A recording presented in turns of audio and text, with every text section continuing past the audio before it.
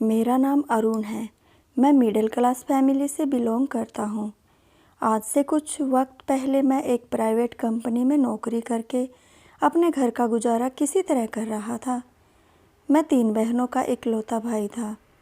मेरी तीनों बहनों की जिम्मेदारी मेरे ही ऊपर थी, जिनकी शादी मुझे करनी थी। हर गुजरते दिन मेरी परेशानी बढ़ती जा रही थी। इसी सोच में था कि अपने घर का खर्चा चलाऊं कि अपनी बहनों की शादी करूं।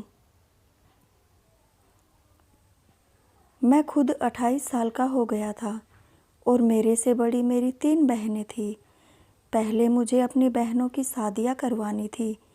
मैं इस कदर परेशान रहने लगा था कि मेरी परेशानी मेरे चेहरे पर साफ झलकने लगी थी। एक दिन मैं ऑफिस गया। उस दिन मैं बहुत परेशान था। मेरे बॉस ने जब मुझे देखा तो वो मुझे देखते ही मुझसे पूछने लगे, क्या हुआ अरुण, सब खैरियत तो है? आजकल तुम बहुत ज़्यादा परेशान नज़र आते हो। मैं देख रहा हूँ कि काम पर भी तुम पहले की तरह ध्यान नहीं दे रहे हो। मैंने मुस्कुराकर बात को टालने की कोशिश की, पर उन्होंने कहा, नहीं, कुछ तो बात है। मैं जानना चाहता हूँ कि आखिर तुम्हारी परेशानी का कारण क्या है। उनके कई बार पूछने पर मैंने अपने घर की सारी परेशानी उन्हें बता दी। उन्होंने कहा, ठीक है, एक दिन तुम मेरे घर खाने पर आओ, मैं तुम्हारी सारी परेशानी दूर कर दूंगा। अपने बॉस प्रमोद की बात पर मैं उनका बहुत शुक्रगुजार हुआ, लेकिन मुझे समझ में नहीं आ रहा था कि मेरी परेशानी का आखिर वो क्या हल निकालेंगे। मैं इस कदर परेशान था कि मैं उनके घर चला ही गया। दिल में एक उम्मीद थी, जागी थी कि शायद हो सकता है मेरी परेशानी का कोई ना कोई हल निकल आए। मैं अपने बॉस प्रमोद सर के बंगले पर पहुंचा तो वो बड़े प्यार से मुझे अपने घर के अंदर ले गए। हम दोनों में काफ़ी बातें हुई। काफ़ी देर बातचीत के बाद वो अच्छी तरह मेरे हालातों से वाकिफ़ हो गए और कहने लगे कि मेरे पास तुम्हारी सारी परेशानियों का एक आसान सा हल है। तुम चाहो तो तुम्हारी सारी परेशानियां चुटकी बजाते ही ख़त्म हो सकती है। उनके इस बात पर मैंने हैरत से उनकी तरफ देखा। मैं पिछले 3 साल से दिन रात इस परेशानियों से गुजर रहा था। वह उसे चुटकी बजाते ही ख़त्म करने की बात कह रहे थे। प्रमोद सर मेरा चेहरा पढ़ते ही कहने लगे, पहले खाना खाते हैं, उसके बाद बात करते हैं। प्रमोद सर की बातें सुनने के बाद मेरे अंदर एक अजीब सी बेचैनी होने लगी। मैं बस उनकी बात जानना चाहता था। अभी मैं यही सोच रहा था, तभी अचानक मेरे सामने एक खूबसूरत सी लड़की खाने की टेबल पर आकर बैठ गई और प्रमोद सर से कहने लगी, मुझे भूख नहीं है, आपने क्यों मुझे बुला लिया? प्रमोद सर ने उसे बैठने का इशारा किया तो वो मुंह बनाती हुई बैठ गई। पर मेरी नज़र उसके खूबसूरत चेहरे से हट ही नहीं रही थी। वो दिखने में बहुत खूबसूरत थी। तभी कुछ देर बाद प्रमोद सर ने बताया कि ये मेरी इकलौती बेटी निशा है। निशा ने एक नज़र मेरी तरफ देखा और देखते ही प्रमोद सर से पूछने लगी, क्या यही वह अरुण है जिसके बारे में आपने मुझे बताया था?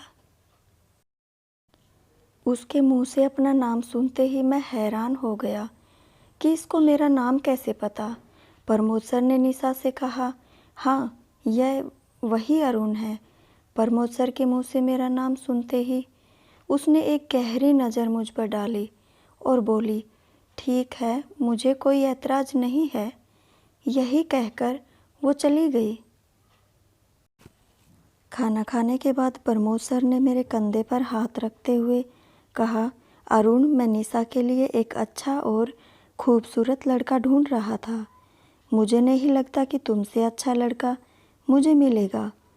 तुम दिखने में भी खूबसूरत हो और अच्छे इंसान भी हो, इसलिए मैं तुम्हें अपना दामाद बनाना चाहता हूँ। और बदले में तुम्हारी सारी परेशानियां दूर कर दूंगा। प्रमोद सर के मुंह से यह बात सुनते ही मेरे तो होश उड़ गए थे। मैंने सपने में भी नहीं सोचा था कि वह मुझ जैसा गरीब लड़के को अपना दामाद बनाने की बात कर सकते हैं। वह कहने लगे कि तुम्हारी बहनों की शादी का खर्चा मैं उठाऊंगा। निशा मेरी इकलौती बेटी है। मैं चाहता हूँ कि उससे शादी कर तुम उसे खुश रखो। यह बात सुनने के बाद मुझे तो प्रमोद सर की बातों पर यकीन ही नहीं हो रहा था। प्रमोद सर से इस फैसले पर मैंने उनसे कुछ वक्त मांगा और यही कहकर मैं अपने घर लौट आया। घर पर मेरी बूढ़ी माँ और मेरी तीनों बहनें मेरा इंतज़ार कर रही थी। उन्हें पता था कि मैं प्रमोद सर के घर गया था। घर आते ही माँ मुझसे पूछने लगी कि तुम्हारा सर ने तुम्हें क्यों बुलाया था। मैंने बिना कुछ सोचे समझे माँ और अपनी बहनों को सारी बात बता दी। माँ मेरी बात सुनते ही खुश हो गई। कहने लगी, बेटा इसमें सोचने वाली क्या बात है। उनकी बेटी निशा दिखने में भी खूबसूरत है और बदले में वो हमारे घर की सारी परेशानियाँ दूर कर देंगे। मेरी बेटियों की अच्छी से अच्छी शादी करवा देंगे और हमें चाहिए ही क्या। मुझे भी माँ की बातें सही लगी। सारी रात सोचने विचारने के बाद मुझे भी यही लगा कि निशा से शादी करने के बाद मेरी सारी परेशानियाँ दूर हो जाएंगी और उसमें कोई बुराई भी तो नहीं थी। वह दिखने में भी बहुत खूबसूरत थी। मैं इस शादी से आखिर क्यों इनकार करता। अगले दिन मैं प्रमोद सर को हाँ में जवाब दे दिया। मेरा जवाब सुनकर वह बहुत खुश हुए और अगले कुछ दिनों में उन्होंने मेरी और निशा की शादी करवा दी और अपने घर में घर जमाई बनाकर रख लिए। मुझे अपनी शादी से ज़्यादा खुशी अपनी बहनों की शादी की थी, क्योंकि प्रमोद सर ने मेरी बहनों के शादी की जिम्मेदारी जो ले रखी थी। पर शादी की पहली रात को ही मेरे साथ कुछ ऐसा अजीब हुआ जिसे जानने के बाद तो मैं सदमे में आ गया था। शादी की पहली रात को निशा ने मेरे साथ एक ऐसी शर्त रखी थी जो कोई भी मर्द हो वो शर्त मानने को तैयार नहीं होगा। उसने कहा, अगर आप मेरी ये शर्त नहीं मानेंगे तो मैं आपके साथ कोई भी रिश्ता नहीं रखूंगी।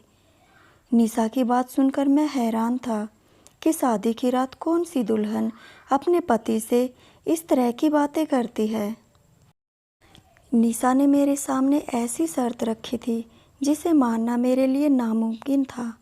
सारी रात इसी कहा सुनी में गुजर गई और सुबह हो गई। सुबह खाना की टेबल पर बैठते ही प्रमोद सर ने मुझसे पूछा, सब खैरियत तो है।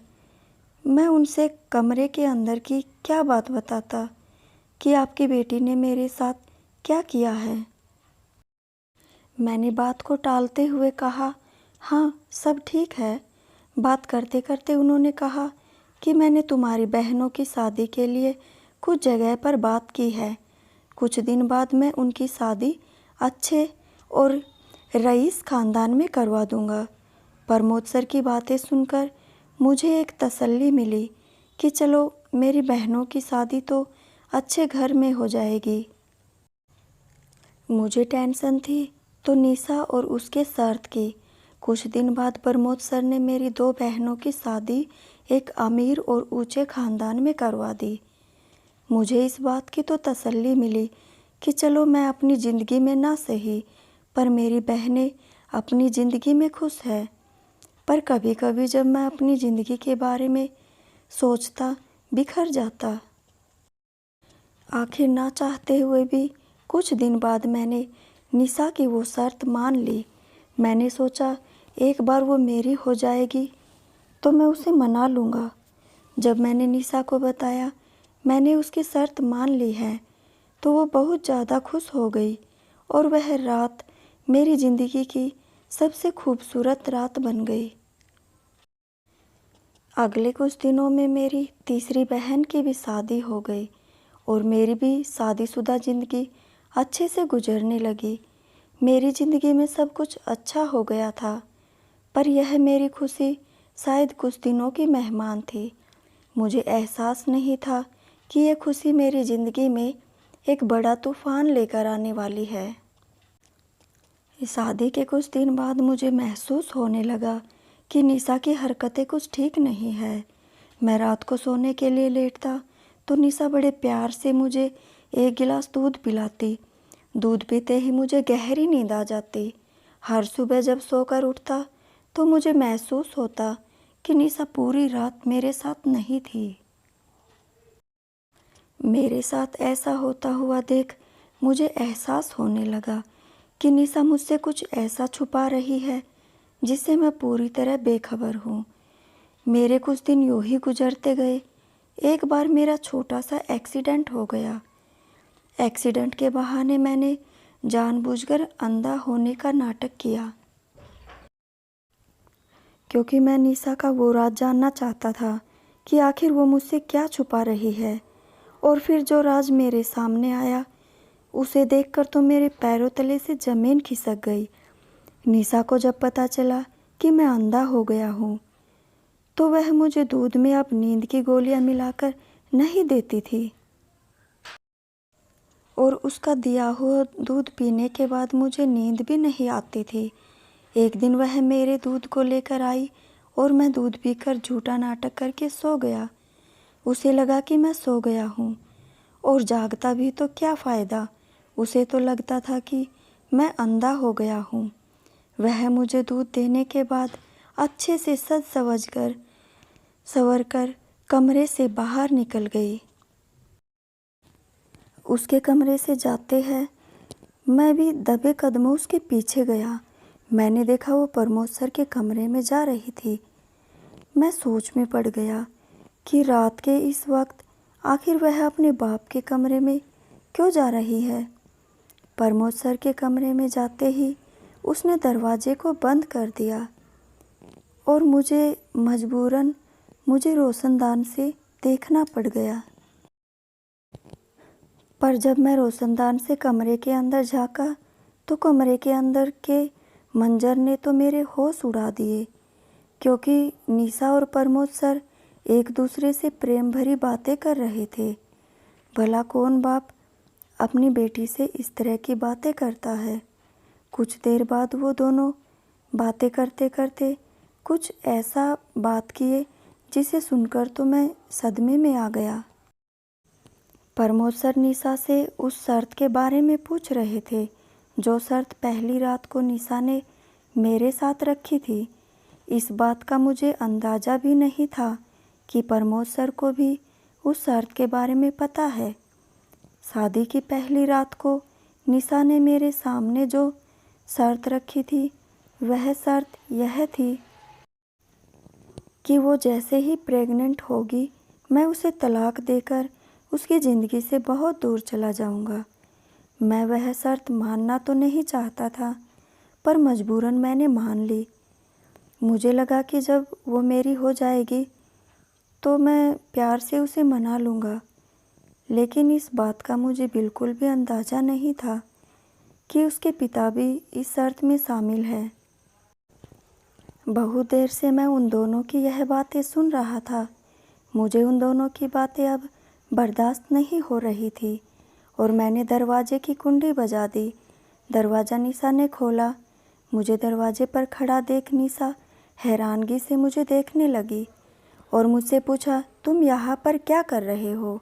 मैंने कहा, मुझे सब कुछ पता चल गया है कि तुम बाप बेटी में क्या खिचड़ी पक रही है, क्योंकि मैं अंधा नहीं हूँ। तुम्हारी हरकतें देखकर जानबूझकर मैंने अंधा होने का नाटक किया था।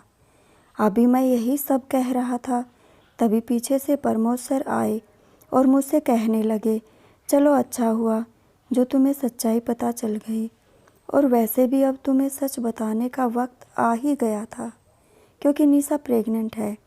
शर्त के मुताबिक अब तुम्हें निशा को तलाक देना होगा। मैंने गुस्से से कहा, मैं ऐसा कुछ नहीं करने वाला हूँ। मेरे इस बात पर प्रमोद सर ने कहा, अगर तुम ऐसा नहीं किए तो तुम्हारी तीनों बहनों की शादी तुड़वा दूंगा। मैं एक सच और भी मैं तुम्हें बता देता हूँ।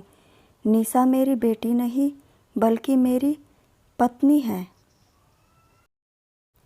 मैं बाप नहीं बन सकता था और निशा किसी दूसरे बच्चे को गोद लेना नहीं चाहती थी। उसे अपना बच्चा चाहिए था, इसलिए हमने तुम्हारी मजबूरी का फ़ायदा उठाते हुए उसकी शादी तुमसे करवा दी। इसलिए पहली रात को निशा ने तुम्हारे सामने वह शर्त रखी थी कि जैसे ही वो प्रेग्नेंट होगी तुम उसे तलाक देकर उसे छोड़ बहुत दूर चले जाओगे।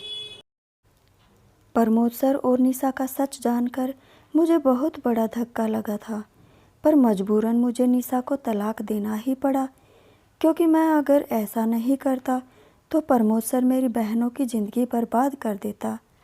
अपनी बहनों की खातिर मुझे यह कुर्बानी देनी पड़ी, पर कहते हैं ना, जो दूसरों के साथ गलत करता है वह भी कभी खुश नहीं रहता। प्रमोद सर और निशा के साथ भी कुछ ऐसा ही हुआ। निशा ने एक मरे हुए बच्चे को जन्म दिया। निशा की कोख से एक मरा हुआ बच्चा पैदा हुआ। निशा और प्रमोद सर ने मुझे धोखा तो दिया, पर वो लोग भी अपनी ज़िंदगी में खुश नहीं है। इसलिए कहते हैं कि अपनी खुशी के लिए किसी मजबूर के मजबूरी का फ़ायदा नहीं उठाना चाहिए। दोस्तों, कहानी अच्छी लगी हो तो वीडियो को लाइक, शेयर एंड सब्सक्राइब ज़रूर करें और बेल आइकन को प्रेस कर लें ताकि आने वाली वीडियो का नोटिफिकेशन आप तक पहुंच सके। धन्यवाद।